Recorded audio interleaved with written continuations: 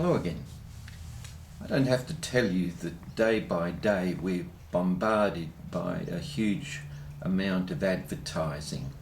In fact, I did a quick Google search a few days ago, and it was said in several reports that countries like America and other similar countries confront individuals with between 4,000 and 10,000 advertising messages per day. And indeed, advertisers and companies are looking to find even more ways of confronting us with their messages. And so there is this continuous push to spend. I remember when I was at school that we were often told to save. That was considered the important thing. But now the message seems to be the opposite, that people who save are acting to the harm of the economic well-being of our country. You need to spend what you have and perhaps even borrow more and spend that as well.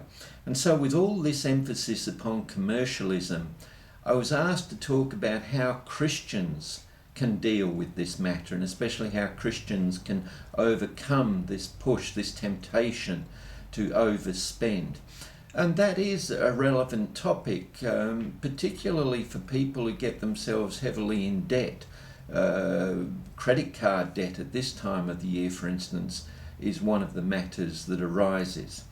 However, I do want to put things into perspective. I'm not going to say that either money or ownership are wrong of themselves.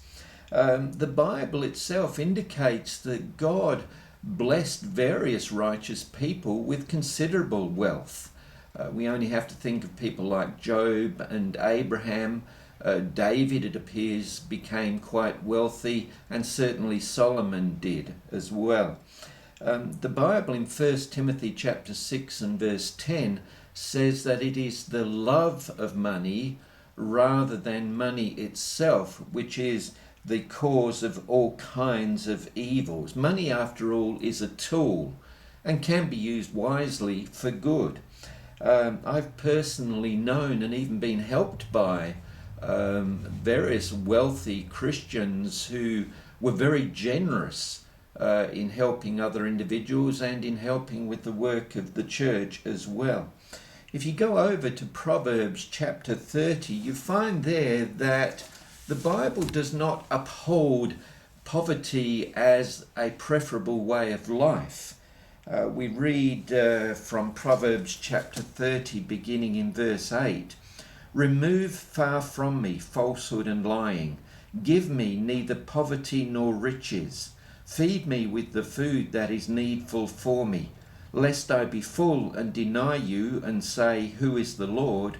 Or lest I be poor and steal and profane the name of my God." So it's saying there's two extremes. The danger with being overly wealthy is that we become self-reliant and forget about God.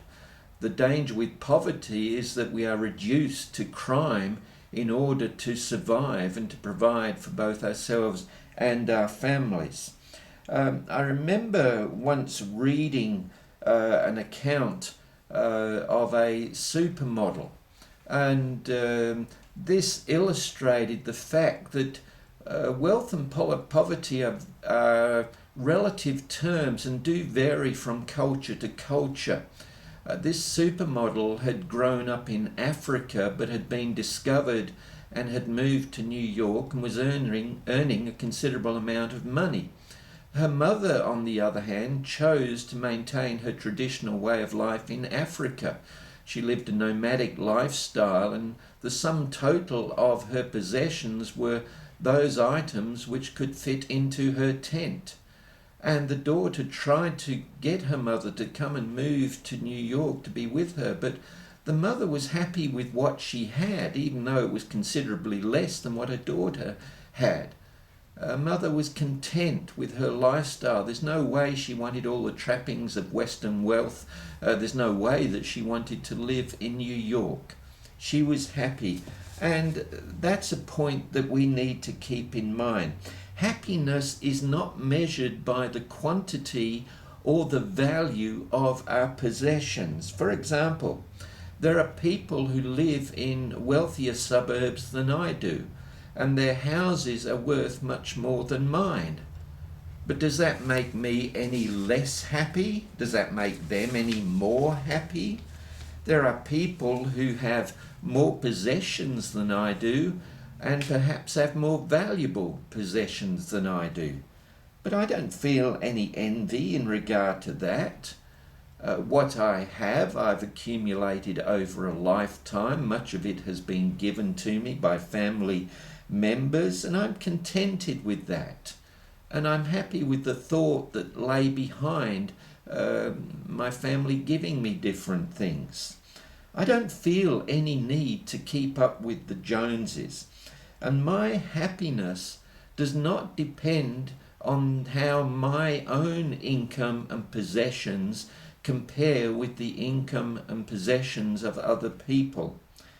What I'm pointing to in all of this, it's not the amount or the value of your possessions that is important so much as your attitude. And so today what I want to do is to look at a series of questions, I think 6 questions, regarding our attitude and whether our attitude is positive or negative. We start off with this question: is my pursuit of possessions more important to me than Christianity? Let's just go over to a parable that Jesus told over in Luke the 12th chapter, and I'll begin reading here from verse 16. So Luke 12 and verse 16.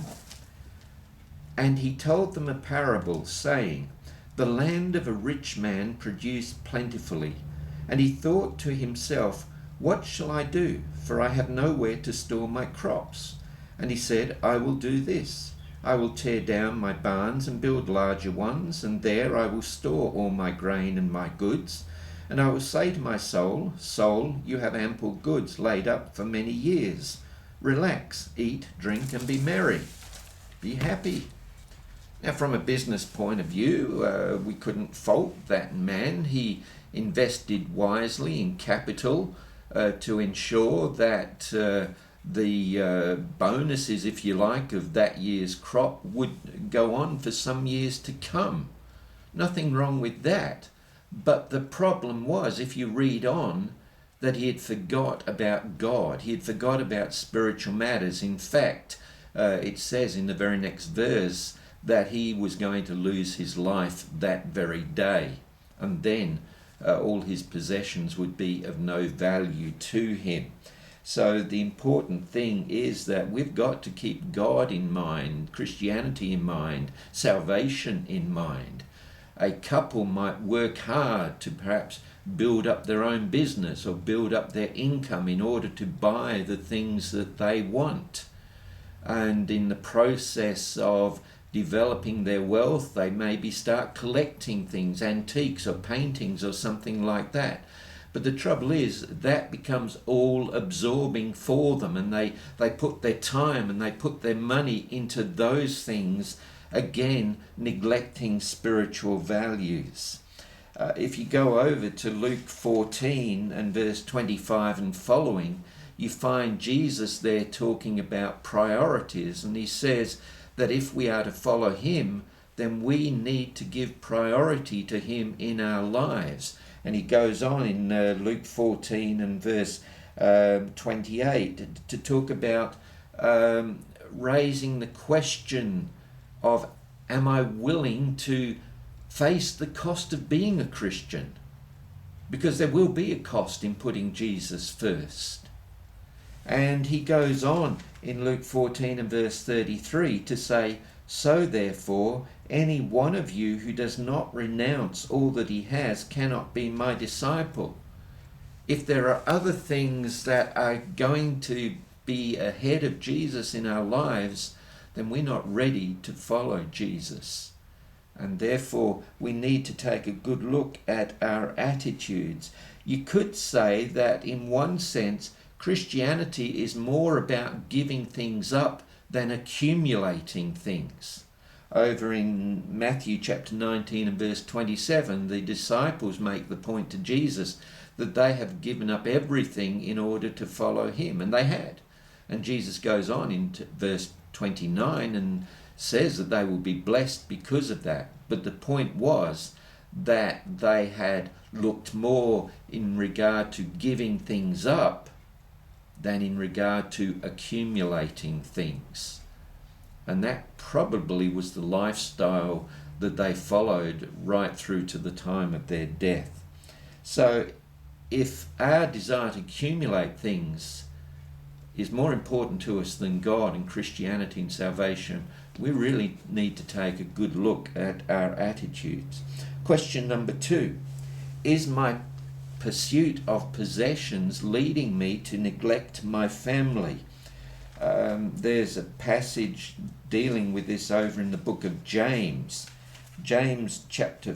sorry, it's not James at all. I'm ahead of myself. I'm thinking of 1 Timothy chapter 5. I'm jumping ahead of myself, I'm sorry. 1 Timothy chapter 5 and verse 4. But if a widow has children or grandchildren, let them first learn to show godliness to their own household and to make some return to their parents, for this is pleasing in the sight of God. And then verse 8, but if anyone does not provide for his relatives, and especially for members of his household, he has denied the faith and is worse than an unbeliever. If we're Christians, we need to look after our families. That's vitally important. That affects the matter of our salvation. And that's why things like gambling are such a problem, because people get so hooked to gambling that they neglect their family. They're spending so much on their gambling, they're not spending on the things that their family need. And accumulation of possessions can have the same result. And I talked once before about an experience that I had when I was working in finance. A man wanted to buy a car. The dealership phoned me up and said the man wants to buy, he needs a loan. They gave me the man's detail, and shortly before I got to the point of checking him out, I had a phone call from the man's wife, and she pleaded with me not to lend her husband the money for the car. She said they were up to their eyeballs in debt. And so I checked out the loan application as was normal, and the wife was true. This man's income was totally committed to repaying loans, and in fact part of his wife's income was committed as well. They were spending nearly all their dual income on repaying loans. And because of that, the marriage was suffering, because this man couldn't stop himself. He just kept on buying things. On another occasion, when I was working with a church in another state, a family contacted us for help with groceries. The husband, if I remember correctly, had lost his job, and they were struggling to make ends meet, and we helped them out for a while. But then I realized in visiting these people's home that they had a huge amount of very expensive electrical equipment, sound systems, far more than I could ever afford. And I raised this point, and the wife said, well, that's my husband's hobby, and I don't think it's fair that he should have to give up his hobby. So leaving him to pursue his hobby meant that they were having to rely upon us to provide them, including their children, with groceries. And there was something seriously wrong with their priorities there. If we can't support our family because we're spending so much on other possessions, then again we need to take a good look at our own selves. Question number 3. Is my pursuit of possessions leading me to neglect others? And here's where we go over to the book of James. James chapter 5, verses 4 and 5. Behold, the wages of the labourers who mowed your fields, which you kept back by fraud, are crying out against you, and the cries of the harvesters has reached the ears of the Lord of hosts. You have lived on the earth in luxury and in self-indulgence. You have fattened your hearts in a day of slaughter. These people were living lives of self-indulgence, spending merrily on things they wanted, but that meant that they were not paying wages to the people who worked for them. They were neglecting others. Jesus talked about something similar if you come over to Luke chapter 16 and verse 19.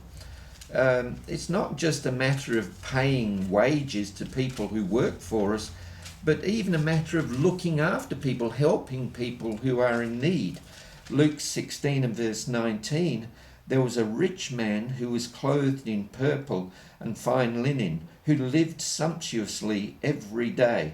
And at his gate was laid a poor man named Lazarus, covered with sores, who desired to be fed with what fell from the rich man's table. Moreover, even the dogs came and licked his sores. So here was a sharp contrast, a man who, it says, feasted sumptuously every day, had everything he wanted, spent on whatever caught his eye. And at his very gate was a poor beggar who didn't even receive medical help. This man was so involved in himself, he didn't see the needy who were around him. It's interesting to go over to Ephesians chapter 4 and verse 28. There the Apostle Paul is talking about the fact that Christians should have changed from earlier negative behaviours. Whatever was wrong in our lives before we became Christians, we need to put that aside and change for the better. And so we pick it up in Ephesians 4 verse 28. Let the thief no longer steal, but rather let him labour, doing honest work with his own hands, so that he might have something to share with anyone in need. There's one of the aspects of work. Why should we work? So that we can not only help ourselves and our own families, but that we can help others as well. And we need to consider that in the light of church giving. I know some people are very aware of this subject. They think churches are out to accumulate as much wealth as they can, and some church ministers accumulate a lot of material possessions, wealthy possessions as well. That's not a biblical approach to Christianity. The church is not in the business of making itself wealthy. The church is there to help others, and that's why we give, to enable the church as a group to help in various situations. For instance, there might be needy people. Over in Acts, the 11th chapter, beginning in verse 27, the church in Antioch is made aware that there's about to be a famine. And so what do the Christians do? They give according to their individual means in order to send financial help down to the churches in Judea, to the south of them. They gave to help needy people. Or another reason for giving was to help the spread of the gospel, to help people devote themselves to doing that work. Again, not to make the preachers or the missionaries wealthy, but just to enable them to get out and preach the gospel. And Paul makes this point over in 2 Corinthians 11 and verse 8. I robbed other churches by accepting support from them in order to support you. Now, he doesn't literally mean he robbed churches, but what he's saying is he received funds from other churches such as Philippi, for example, to enable him to go and preach elsewhere, such as in Corinth. Now, it may well be that we're spending so much upon ourselves that not only might we neglect our family, but we're not doing anything to help anybody else. And we're not giving to the church in order to help with the needy or to help with the spread of the gospel or anything like that.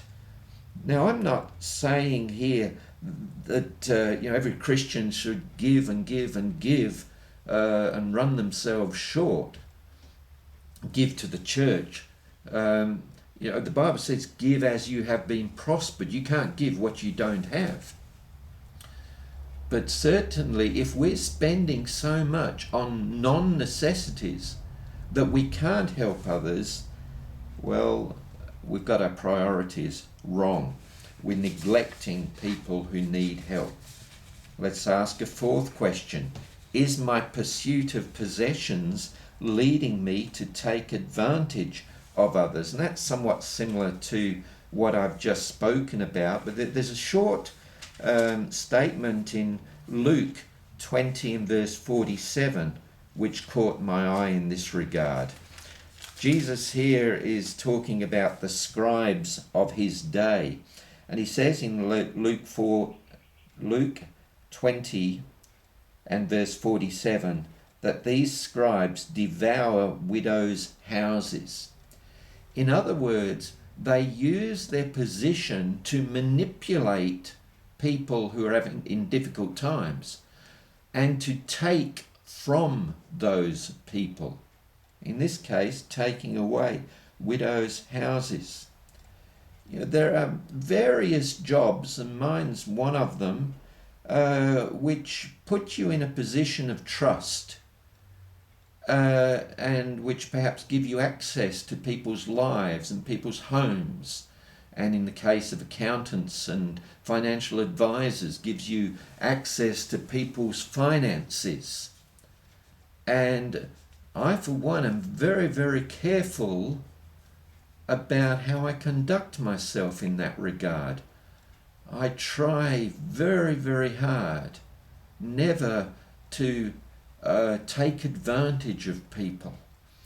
And one example that I've used, again, when I was working interstate, one lady had a collection of late 18th century samplers in her house. And these are the old sewing exercises that young women used to do, where they'd sew letters and numbers and perhaps small pictures and short sayings and so forth. And those quite interest me, but this lady was saying, well, nobody else in the family was interested. These samplers would probably get tossed out after she died. And a part of me just wanted to say, look, I'll take care of them. I'll give them a good home. But no, that was not for me to do or to say. I would have been taking advantage of that situation. None of us should manipulate other people in order to acquire possessions or to acquire money. Sadly, in my experience, this happens a lot when parents die. I've done a fair few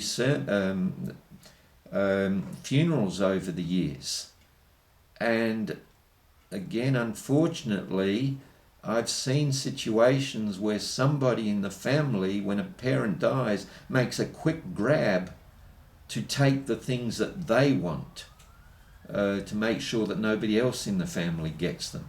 Or even before elderly parents die, you get some family members that may manipulate the parents to take some of the money or possessions for themselves. I hope none of us ever behaves in that way. If our desire for possessions leads us to take advantage of others, then we really need to look at our conscience. And if we're Christians, we really need to find out what Christianity is all about. A fifth question: is my pursuit of possessions, making me lose sight of necessities. We're all familiar, I would imagine, with the term impulse buying. That's where you buy things that you did not set out with an intention to buy them, but you're walking through the shop, or you're surfing on the internet and something catches your eye and you think, oh, I'll have that. If you've been shopping with toddlers, you know the sort of thing. They go past the chocolates and the lollies and they want. I see, I want is their guiding rule. And even adults get caught up in this as well. And financial counselors say that if we really want to handle our finances well and avoid debt, one of the things we very much need to control is impulse buying. According to what I've heard, one of the strategies of advertising is to create a feeling of need for whatever product is being advertised. Now, I basically live by the principle that if I haven't needed something for the past 60 years of my life, then I hardly need it now. But still, I mean, there's things that tempt me. I love books, and I've learned to deal with it, but I remember years ago when I would often go into second-hand bookstores and buy books that caught my fancy. And every so often I'd have to have a clear out and take a pile of books back to the bookseller for them to sell again. We're perhaps all vulnerable in one way or another to this, and we've got to learn to control ourselves. In fact, you may have heard of the idea of delayed gratification. Learning to hold off with things. Instant gratification is the idea of I see, I want. So like with young children in the lolly aisle of a supermarket, I see chocolate, I want chocolate. That's instant gratification. Delayed gratification is learning to wait. And again, that's a policy that you can take. I grew up with parents and grandparents who had spent their whole lives accumulating whatever possessions they had. And they didn't have a lot of possessions, but what they had was nice. It was appealing because time and thought had gone into it. And that's the way I think we should approach accumulation, buying things. Give thought before rushing into a purchase. In fact, come over with me to 1 John chapter 2 and verse 16. There's a relevant verse here. 1 John 2 and verse 16. For all that is in the world, the desires of the flesh and the desires of the eyes and pride in possessions is not from the Father, but is from the world. It talks here about the desires of the flesh. Food is that way, especially chocolates and things like that, but other food as well. We see it as desirable, so we might spend a lot of money buying food and become foodies.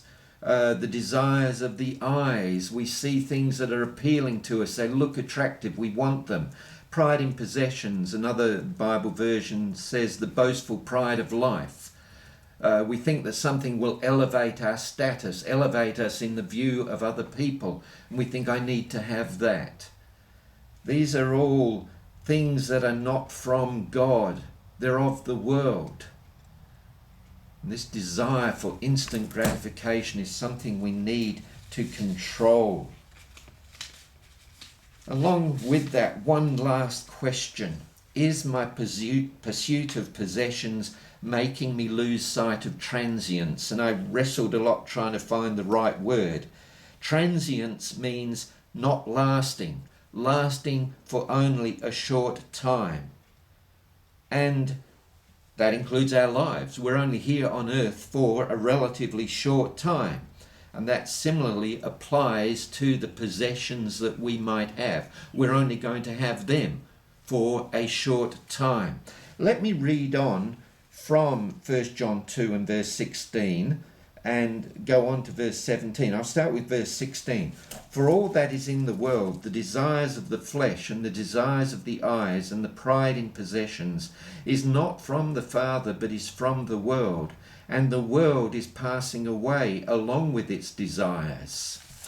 The world is passing away, and the things that it offers us are passing away as well. 1 Timothy chapter 6 and verse 7, for we brought nothing into the world, and we cannot take anything out of the world. What we have is only there with us as long as we're alive, and it might not even last that long. It's nice to have some things, and to have a nice garden, to have nice furniture, and perhaps to reach the point where we can collect certain things, perhaps paintings or something else. There's nothing wrong with that, again, as long as we keep it in perspective. And this idea of building up a collection of things too, to me, is something that occurs over a lifetime, perhaps as family members give us gifts and so forth. But one thing I certainly keep in mind is, whatever I have around me, I only have it for a short time. Either I'm going to die, or I'm going to lose some of those things, or some of those things are going to break, or whatever. And so I recognize that, as appealing as certain things might be, there's other things in life which are far more important, especially for me as a Christian. And if it comes to a choice between matters of Christianity and possessions, then Christianity is going to win out, because there we're talking in terms of eternity. I could have approached this topic in other ways, and I've in fact had to chop back a lot on the material that I did have here in my notes. We live here in a consumer society, and everywhere that we turn, there is advertising, there is temptation and pressure to buy. Advertisers virtually demand our attention. But there is an old saying, think before you buy. And for Christians, that applies in two ways. Think here and now. Whatever's tempting you, is it worth the cost? Do you really need it? Are there other things right now that are more necessary for you and your family? But also, from the point of view of being a Christian, think in terms of spiritual needs and spiritual priorities. Remember this saying, the most important things in this world are not things. There's spiritual things which are more important. So some questions to ask yourself. Is my pursuit of possessions more important to me than Christianity, including salvation? Is my pursuit of possessions leading me to neglect my family? Is my pursuit of possessions leading me to neglect others? Is my pursuit of possessions leading me to take advantage of others? Is my pursuit of possessions making me lose sight of necessities? Is my pursuit of possessions making me lose sight of transience? Someone once said that you never see a hearse towing a trailer. And I didn't understand what that meant, and I asked them about it. And he said, well, basically, you can't take your belongings with you when you die. Now, the Egyptian pharaohs tried that. And here we are 3,000 years later, and their possessions that were buried with them, unless grave diggers got to it, are still there. Those possessions were absolutely no use to those people who died, and it's the same with us. We can't take our possessions with us. There's this saying in Matthew 16 and verse 26, for what will it profit a man if he gains the whole world and forfeits his soul? There's the question. For what will it profit a man if he gains the whole world and forfeits his soul? there are things which are far more important than possessions. Let's pray.